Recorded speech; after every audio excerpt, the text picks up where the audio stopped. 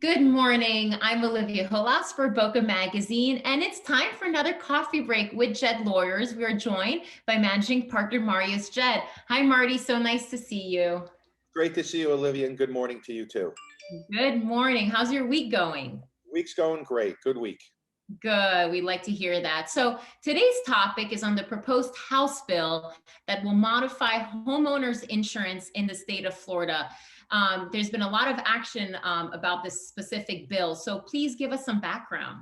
Sure. So the bill is called Senate Bill 76, which is a broad limitation on homeowners insurance, which I believe is not the citizen consumers of the state of Florida. Right. And so, this bill specifically targets what types of claims and litigation against insurance companies? So there's three or four major areas that I'm going to highlight and go over with you that create some concern for myself, as well as I believe for consumers in the state of Florida. So the first thing that's what they're trying to do, and really no order of importance, just bringing them up as as I have them in my notes. One of the things that they're trying to do is reduce the statute of limitations, which is the time frame they allowed to. Currently, when you have a homeowner's claim, it's an insurance claim, which is known as a first party claim against your insurance company. That's a breach of contract claim.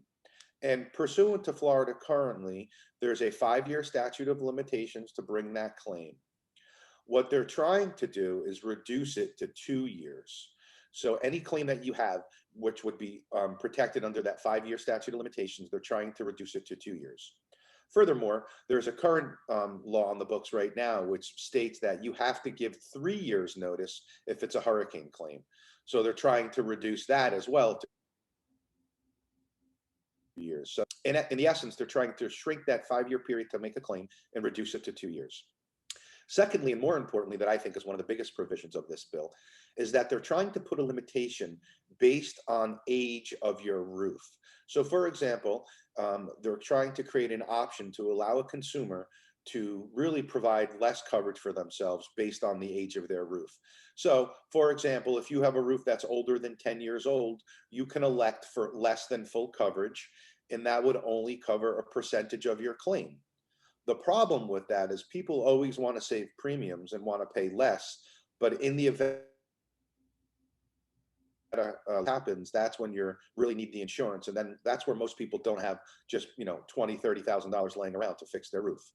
So in the example that I provided, if you elect that limited coverage and your roof is 10 years old or older and blows off in a hurricane, you may only get 50% of the cost of that roof covered.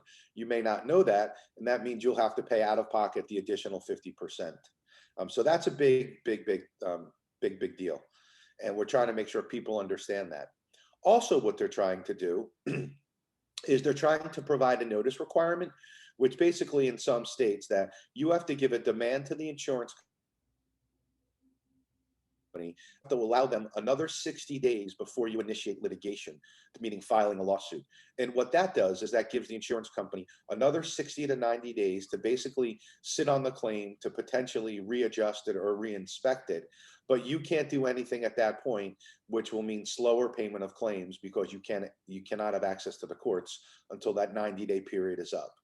So that's another limitation to access to the courts, and another limitation of the homeowners getting their claims paid quickly and promptly. So those are some of the highlights. And then there's another provision in there where they're trying to reduce the attorney's fees and chop away attorney's fees. And the essence of what they're trying to do is that if you claim $100,000 of damages and you only get, in this example here, 50,000, you're not entitled to a attorney's fees because you haven't met a certain threshold. So they're trying to put a threshold to limit the amount of attorney's fees that the attorney can get in any case, which again is a disincentive for the attorneys to take that case, which will in turn make it harder and slower for the claimants to get paid. So it really sounds like of the different areas they're trying to pass. Wow. Well, Marty, based on everything you're telling us, it sounds that if this bill does pass, there's really no positive for the policy holders, really. I mean, this is more benefiting the insurance companies. I mean, is that, are there any benefits to us as the consumers if this bill does pass the House floor? I don't see any benefits to the consumers of the state of Florida. We live in a hurricane state where every year, unfortunately, we are affected by hurricanes, and the last couple of years have been worse. There are times that there's periods of time, 2, 3, 4 years where we don't get any storms, and that's great. But if you live in the state of Florida, especially on the coast, so the West Coast or East Coast, and you have a property, you need to buy the right coverage. And more importantly, if you have a mortgage requires you to have proper coverage.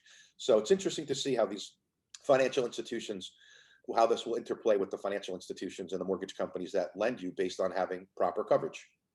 And if this bill does pass, I mean, will the rates decrease for the consumers because there will be a limit on the amounts that are being paid for coverage, or will the rates, you think, stay the same because they have increased over the recent years?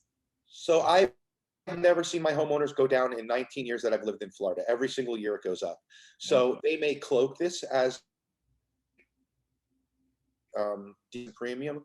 I don't believe that'll happen. I think there'll be increases in premiums because less competitiveness and these sorts of things drive rates up.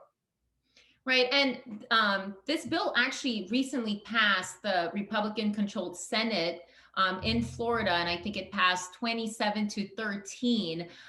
So now it's really up to the House. But how different is the House bill to the Senate bill? So what's going on now is, like you stated correctly, the Senate approved the bill, and it's going to go to the Speaker of the House. And the Speaker of the House has two decisions. They can put the bill on the floor to vote on this current bill as adopted by the Senate, or the Speaker of the House can put it in different committees or different subsets, committee groups to amend it, modify it, or change it. Most likely, what we believe will happen, and what usually happens, is this will be put on the Senate floor for a vote. So the House will be voting on the same bill as the Senate to adopt that. Okay, and I think that's actually right around the corner. I think I read it was maybe April 30th, as soon as, at the end of the month. So we could have a decision very soon. Absolutely. We will have a decision very soon. Like you said, April 30th session. That's when the session wraps up. So I don't know exactly when I think it's next week it goes to the Senate floor when the hearings will be. But those hearings they're public record. They're on FloridaGov.com. You can watch them, listen to them, and they're all being streamed live. So you can watch those. But next week, I think, is the date for the House. And then if it gets passed by the House, it's got to go to the governor for his signature or for his veto. And for us consumers, how can we get involved? How can we have our voices heard? So that hopefully we might have an impact on the decision. I think it's important to contact your local House representatives and let them know that you're against this. You're concerned that it might affect your ability to protect the property, and it may affect your mortgage rights and your obligations and the covenants that you promised to your mortgage company. Right. And any final pieces of advice you could share with our viewers today? I mean, we've talked about homeowners insurance before. It is a very interesting topic because, as you said, we all need to get it. Any final pieces of advice are relating to this topic? So I think you just got to be aware of what's going on in the Senate every year, in the House, within the legislature.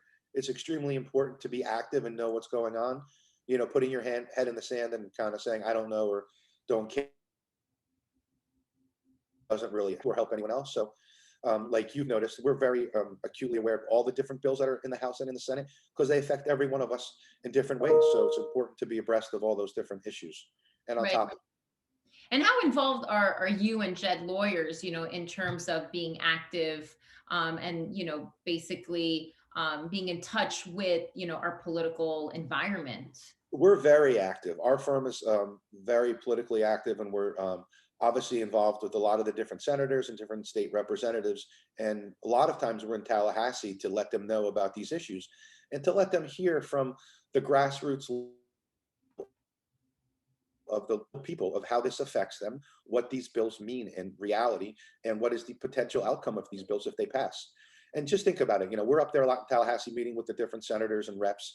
There are so many issues that are being legislated every year that they have to know, they have to understand the issues, and it's people like us that explain to them, the stakeholders, of how these issues kind of play out and what the effect of these issues will be. That's really great. That's good to know that, you are up there and you're very involved. And, I always say we have to be our own advocate. We have to read and educate and understand all the issues that do affect us day in, day out. So that's super important. So now it's time for our fun question, Marty. This one is not too bad, I think, but what piece of advice would you share to aspiring attorneys out there? I would share with them, do what you love. Okay. When you go to law school and when you're in law school, you're learning about so many different areas of the law. I would recommend you get an internship or many internships. I remember when I went to law school, a lot of guys wanted, and females wanted to be sports agents or entertainment agents. And when you realize how small that job pool is, you start to realize, okay, that sounds really cool and sexy, but make a living this, and do I love it? So I've always followed my passion. I think that's really the most important thing. You got to do what you like, and within the law, yes, you're helping people, and yes, there's a lot of ways to obviously practice, but you got to find the niche area that you love. Right. Great piece of advice. Great piece of advice for everyone, not just aspiring attorneys, Marty. So thank you so much. Thank you for your time. Always incredibly informative. I learn every time we chat. So thank you for your time. I know our viewers appreciate all the information, and you're great. So thank you again, and have a great day and a great weekend. Thank you, Olivia. You too. Enjoy this beautiful weather. Likewise. All right. Thanks everyone for joining us. Until next time, have a wonderful day and enjoy your cup of coffee.